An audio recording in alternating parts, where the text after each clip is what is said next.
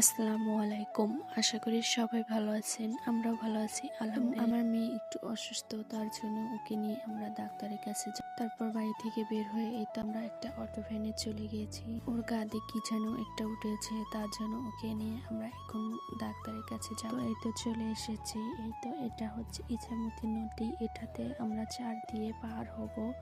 তো এই তো চার দিয়ে দেখেন পার হচ্ছে, চার দিয়ে পার হয়ে আবার ও পাশে গিয়ে আমরা ভ্যানে উঠবো।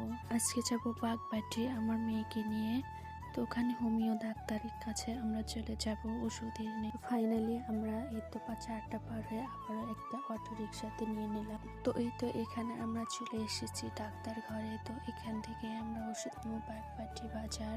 ওষুধটা নিয়ে এখন আমরা আবার একটা সিএনজি নিয়ে চলে এসলাম বাড়িতে। এই তো আমার মেয়েটা গাড়িতে উঠলো অনেক বেশি খুশি। আজকে আবহাওয়াটা অনেক সুন্দর ছিল, অনেক সুন্দর, একটু ঠান্ডা ঠান্ডাও পড়ে গেছে, একটু হালকা চাইতে চাইতে আমাদের বিকেল হয়ে গেছে। তো এই তো বাড়িতে আমরা ফাইনালি চলে এসেছি। তো এই তো বাড়িতে চলে এসেছি আমরা। তো মা বলছে যে আমাকে কিছু বিচি ঘিরে দাও। তো এখানে আমি কিছু বিচি করার জন্য মাটিটা খুঁড়ে নিই। লাউ গাছের বিচি মা বলছে তুমি আমাকে ঘিরে দাও। তো তার জন্য এই তো লাউ গাছের বিচি আর কুমড়োর বিচি মিষ্টি দুই জায়গাতে, এক জায়গাতে গালে হবে না, তার জন্য দুই জায়গা। তো আমার মা তো আনাজ গাছ তুলে দিয়েছে জানলাতে, তারপরে শোলাতে বেড়া দিয়ে নিয়েছি যাতে মুরগি গাছগুলো না খায়, তার জন্য শোলা দিয়ে বেড়ে দিয়ে নিলাম। আমার হাতে অনেক মাটি লেগে আছে, তার জন্য আমি হাতটা দয়ে ধুতে এসেছি। তো দয়ে এই তো হাতটা ভালো করে ধুয়ে নিয়ে যাব।